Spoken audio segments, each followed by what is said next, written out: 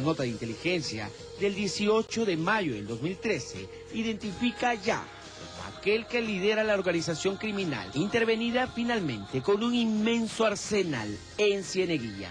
¿Cuándo se dan cuenta de quién es este Miki Acosta? Para empezar, cuando nosotros hemos tenido un acercamiento de inteligencia, personal de avanzada, personal de infiltrado, nos dimos cuenta que esta persona, Miki Acosta, al sacarle una básica de esta persona, su perfil, esta persona tenía antecedentes en el año 2005 por homicidio calificado, tenía por tenencia ilegal de armas y por tráfico ilícito de drogas. Era una persona pues con un perfil militar, tenía cierta formación militar, conocedor del uso de armas de fuego.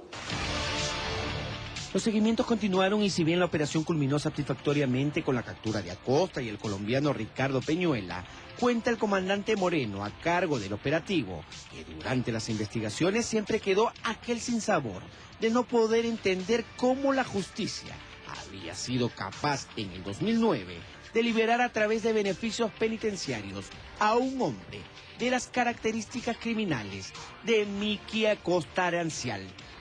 Si esta persona hubiera estado detenida en el 2005, no se hubiera armado de esta forma. El Poder Judicial tendrá que responder por lo que esta persona, porque está libre, ¿no?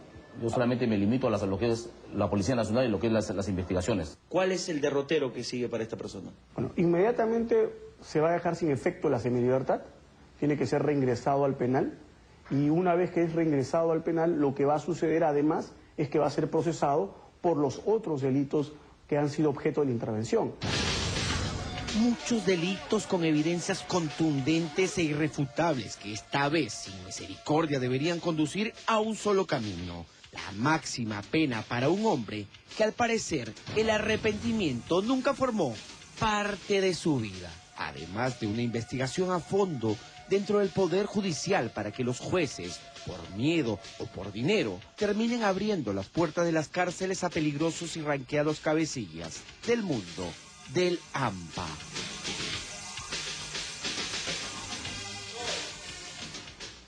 Y son sicarios, el peor delito, ¿no? El homicidio por encargo. Y no solamente eso, sino agravado, cabecillas de bandas, Esa en fin, tiene todos los agravantes. Eso en Cieneguilla era una academia del crimen. Así es, con una armas. academia de sicariato. Armas, un arsenal impresionante, pero además tenía motocicletas. Al día siguiente, lo más curioso, fue allanan este local, esta propiedad, y al día siguiente aparecen unos encapuchados en la propiedad. Lo que a mí me llamó la atención es que la policía no haya dejado gente dentro de esta base, claro, para, por lo menos las primeras 24 horas, digamos, ¿no? para ir un poco más allá y ver quiénes se podían acercar respecto y lo malo es que cuando el a la sicariato misma mafia, ¿no? se enraiza es muy difícil de... Bueno, vamos a pasar a un segundo tema. El tema de la inseguridad es un tema muy grande. El tema del Poder Judicial es también muy grande en el sentido de que se libera muchas veces a gente que ya es reincidente y que pone en peligro una vez más a la sociedad. Pero en tercer lugar, por lo que estamos atravesando en términos económicos, ¿no? Íbamos viento en popa y a toda vela.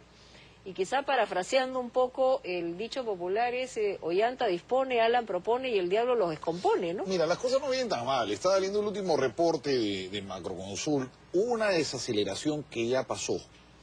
Según explica el Mercuba y otros economistas también están de acuerdo, ha vuelto a tomar aire la economía, ¿no? Ahora, mantener eso es pues básicamente confianza y no meter la pata y... Claro, pero se habla de temblores dentro de la economía, ¿no? Temblorcitos. Pero en ese contexto entra, pues, un experimentado de la política, claro, como es García, ¿no? García le quiere ganar, le ha puesto estos carteles en el Sajón a Nadine, ha hecho varios movimientos políticos. Tiene un problema también que le están cargando el indulto, han metido preso a Chinguel, ¿no? Hoy día la Fiscalía justamente ha detenido a Chinguel. Es la Fiscalía Supraprovincial Anticorrupción.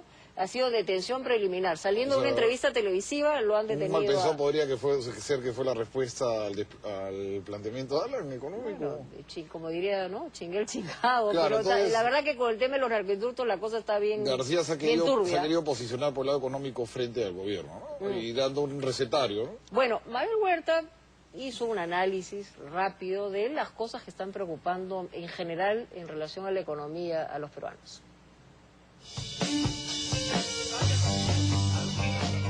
Resulta que un día el precio del dólar comenzó a subir y a las caseras nos aumentaron el valor del galón de gas.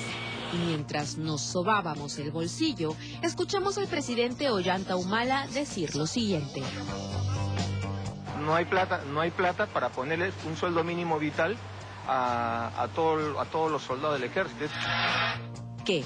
¿No hay plata? ¿Acaso no somos la economía más boyante de la región?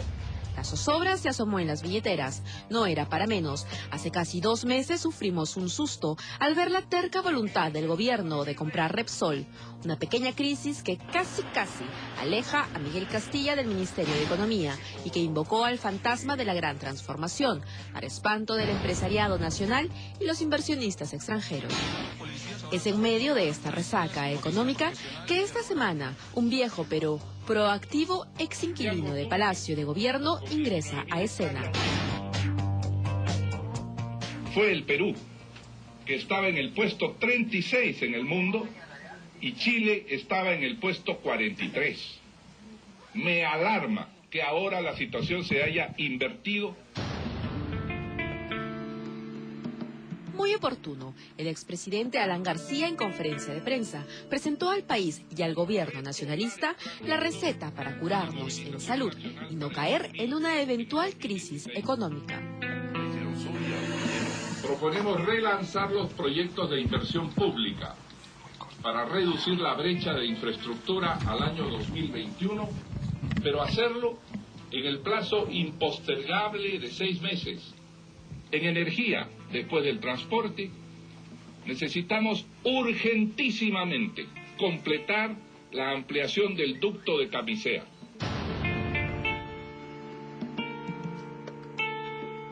Se requiere una inversión urgente en saneamiento por $4.000 millones. Creo que hay un problema ya de una inestabilidad emocional por parte del doctor García Pérez, ¿no? Se le ve con una especie de síndrome de abstinencia presidencial, ¿no? Que lo lleva pues a convulsionar cuando está alejado del poder y cuando no tiene cámaras, y se inventa una especie de mensaje a la nación. Más allá de los zarpazos políticos, ¿qué es lo que propone el APRA? Y nos dicen, nosotros estamos pidiendo crecimiento de 7 a 8%, ese fue el crecimiento que tuvo el Perú entre 2006 y el 2011. Estamos pidiendo de que se reduzca la pobreza de 1 millón de personas por año, eso fue lo que nosotros hicimos en el gobierno 2006-2011. Estamos pidiendo de que se creen 2,5 millones de empleos en estos 2 años que quedan. Bueno, a ese mismo ritmo y creamos nosotros empleo en el gobierno de 2006 al 2011. Hay que tener un cuajo bastante grande, ¿no? Porque la persona que destrozó al país en el periodo 1985-1990 es el que se atreve a promover medidas económicas, a sugerir medidas económicas al gobierno. ¿Pero qué ha hecho o no ha hecho el gobierno de Ollanta Humala en materia económica? Desde que asumió el mando ha sido bien claro. Ha optado por la continuidad de una política liberal, iniciada casi 2 décadas atrás. Salvo el bache de Repsol, claro está. Para la oposición, es una continuidad acompañada de inacción. Por eso la bautizaron como la economía del piloto automático. Piensan que como el piloto automático no está generando situaciones de protesta social, hay relativa tranquilidad, más de 40% de aceptación, entonces dicen, sin hacer nada, estamos aquí gozando de las mieles del poder. El gobierno del presidente Ollanta Humala ha privilegiado los programas sociales que prometió en la campaña y está cumpliendo, y por eso un grado importante de aceptación popular, cosa que no existía en el periodo del ex presidente García Pérez. La principal crítica es que el gobierno ha apostado por los programas sociales, dejando de lado los grandes proyectos de inversión. Es que la obra de infraestructura promovida por el gobierno es la que más empleo genera, porque son muy grandes, tienen inversiones inmensas y pueden reclutar una enorme cantidad de personas alrededor de la misma obra, no solamente por ella misma, sino por todo lo que significa de alrededor. tienes que tener un proyecto grande de infraestructura, pero por ejemplo cosas que te recuerden, cosas que hagan que la economía se mueva. O sea, se tiene que mover la construcción, se tiene que mover el consumo de energía eléctrica, esos son tus indicadores, ¿no? Si yo te pregunto a ti cuál es el proyecto emblemático del presidente Humala, al menos yo no tengo uno claro. Entonces, escoger uno y ahí métele todo, ¿no? Alan García, zorro viejo de la política, ha encontrado las debilidades del actual gobierno y muy estratégicamente las ha evidenciado con esta, digamos, colaboración voluntaria de su partido. Al presentar estas propuestas y nuestra disposición para dialogar sobre ellas, el Partido del Pueblo, representado por sus parlamentarios, dirigentes y quienes fueron ministros y altos funcionarios, cumplen su deber para con el país. El doctor García Pérez debe tener en su domicilio una bóveda llena de ego, ¿no es cierto? Y no contesta, no se arrepiente, no pide disculpas. Hemos visto una cortina de humo desesperada del doctor García Pérez. Evade con todo esto las acusaciones graves de narcoindultos, de conmutaciones de pena. La verdad es que a nosotros, los comunes mortales, estas broncas políticas, si bien matizan el día, no abonan en la canasta familiar, en inversiones o proyectos empresariales. Lo que nosotros queremos saber es si finalmente nuestros bolsillos están protegidos, a pesar de este bajón en el crecimiento de la economía. Más que preocuparse, hay que ocuparse. Y dentro de lo que te ocupas, yo creo que la economía del Perú está yéndole muy bien. Lo que nosotros tenemos que pensar es que el mundo está creciendo poco. El mundo está creciendo casi a 3.5, que es poco. Entonces, el Perú ha decrecido, si quieres, en comparación a lo que veníamos creciendo otros años, pero está creciendo más de 6. Por lo cual el Fondo Monetario Internacional es uno de los pocos países, solamente hay 2 países en los cuales ha mejorado su predicción, y uno de ellos es Perú. Tal parece que después de la pequeña crisis de Repsol y la desconfianza generada, el gobierno sintió la pegada. Ha comenzado a ocuparse el gobierno hace un par de semanas. Ha dado un paquete de 7 medidas y luego ha mandado un proyecto de ley, me parece que hace 2 o 3 días. Todas son medidas de gestión. Son medidas para agilizar los procesos. Son medidas para agilizar el gasto. Son medidas para destrabar. Son medidas que reconocen que el cuello de botella en el Estado no es la falta de dinero. El cuello de botella en el Estado es la falta de ejecución. No solo eso, Ollanta Humala se ha asegurado de estrechar vínculos con ese empresariado que antes ninguneaba. Ahora solo falta ponerse las pilas con la inversión en proyectos de infraestructura que impacten y generen riqueza e inclusión. Y así decir adiós al famoso piloto automático. Si yo fuese el presidente Humala, yo agarraría y le diría: perfecto, presidente García, entrégueme las medidas en blanco y negro. O sea, yo, si fuera el presidente Humala, no me sentiría ofendido ni mucho menos. Y no hay nada peor pues que el que se pica, porque el que se pica pierde. Pero bueno que el debate se eleve, ¿no? Que discuten sobre cosas económicas al margen, que sea una jugada económica o que García tenga el pasado que tiene.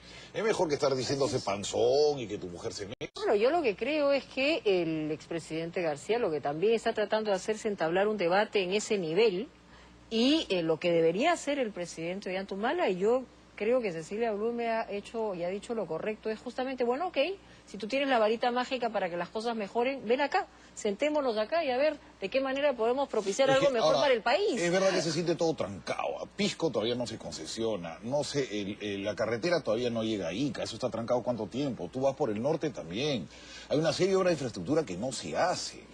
Además es verdad que cada gobierno tiene, digamos, un proyecto que lo determina, que lo define, no, Toledo, que es emblemático. Toledo la interoceánica, por ejemplo. Sí, bueno, si García tenía el tren eléctrico, los colegios, ¿no? Los colegios, en fin. Claro. Y digamos, el tono que le ponía el asunto de la inversión. Pero en el caso de Ollanta Humala empezó, digamos, con una serie de promesas, pero en este momento no se nota que tenga el proyecto para que, por ejemplo, haya una gran inversión. ¿No? Que no ha caminado. Que no ha caminado hasta ahora, ¿no? Algunas cosas, el dólar, ojo, el dólar ha subido, no ha sido culpa de este gobierno, está subiendo en toda Latinoamérica, sí, claro. En algunos países más que otros. Y bueno, lo que sí tenemos que ser conscientes es que somos unos privilegiados. Cuando llega gente, sobre todo en Norteamérica,